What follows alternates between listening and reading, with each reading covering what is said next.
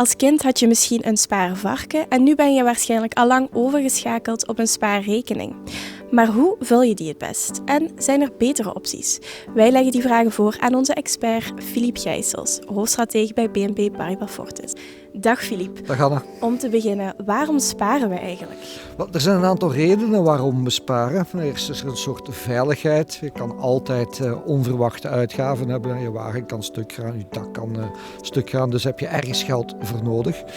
2, als je iets wil opbouwen voor de toekomst. Je spaart voor iets. Je spaart om een wagen te kopen. Je spaart om je kinderen te laten studeren. Je spaart voor je pensioen. Dus dat zijn allemaal zaken waar je dat voor een stuk kan voor doen. En natuurlijk, ik denk dat sparen je ook een bepaalde vorm van vrijheid geeft. Dan kom je aan die, wat we dan noemen met een moeilijk woord, financial independence, financiële onafhankelijkheid. Dat je op een bepaald moment kan zeggen, ja, ik ga wat minder werken, ik ga een sabbatical nemen.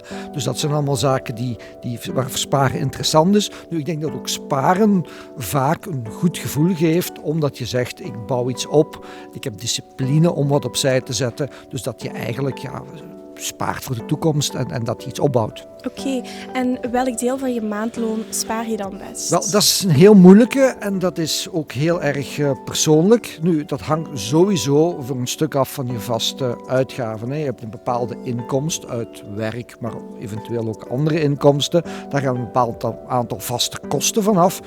Ja, die kan je natuurlijk niet sparen, dan blijft er iets over. En dan moet je eigenlijk voor een stuk bepalen, wat ga ik doen? Nu, veel mensen zullen zeggen, ik spaar wat overblijft. Nu, je zou ook voor een stuk kunnen zeggen, ik ga vooraf een bepaald stuk bepalen, dit wil ik opzij zetten en dan je uitgaven daar wat aan aanpassen. En ik denk dat je dan aan het einde van de rit misschien een beetje meer bij elkaar krijgt. Oké, en wat is dan zo'n goed percentage van je maandloon om toch best opzij te zetten? Wel, dat hangt er nog heel fel vanaf. Als je natuurlijk een heel hoog maandloon hebt, dan kan je natuurlijk wat meer opzij zetten. Als je met wat minder moet rondkomen, zou het sowieso wat minder zijn. Nu, ik denk vooral sparen is eigenlijk ook, je kan het ook zo zien, als u inkomen een beetje meer gelijkmatig verdelen. Want op bepaalde momenten ga je veel verdienen. Als je met pensioen gaat, ga je misschien op dat moment wat minder inkomsten hebben. Dan kan je zeggen, ik heb nu meer. Ik ga nu wat opzij zetten en ik gebruik dat dan op het einde van de rit. Dus eigenlijk uw inkomen op een meer gelijkmatige manier verdelen over uw levensloop.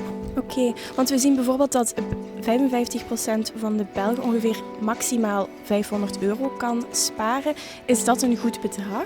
Wel, dat hangt weer van persoon tot persoon af, maar dat is al heel mooi. Ik denk als je al 500 per maand kan opzij zetten en je doet dat over je hele actieve carrière, zal ik maar zeggen, dan heb je een mooi bedrag op het einde van de rit staan. Dus ik denk dat wie dat haalt, dat zeer mooi is. Nu, wie dat niet haalt en wat minder is het ook goed. Want ik denk toch altijd dat het een goed idee is om toch ergens wat buffer in te bouwen, al is het maar voor je eigen gemoedsrust. Oké, en we zien ook dat de meeste Belgen nog vertrouwen op een klassieke spaarrekening. Is dat vandaag nog voldoende of zijn er toch betere opties? Wel, ik ben niet zo'n grote fan van alles maar op een spaarrekening aan te zetten. En ik ben een bankier, je zou kunnen zeggen, banken hebben natuurlijk graag zoveel mogelijk gelden op die rekening staan. Nu, we doen daar ook hopelijk nuttige dingen mee. We pakken die spaargelden en we zetten die dan om in leningen voor bedrijven, voor mensen die een huis willen kopen en dergelijke. Dus dat is nuttig, maar eigenlijk, er is zoiets als inflatie. Inflatie is de waardevermindering van geld.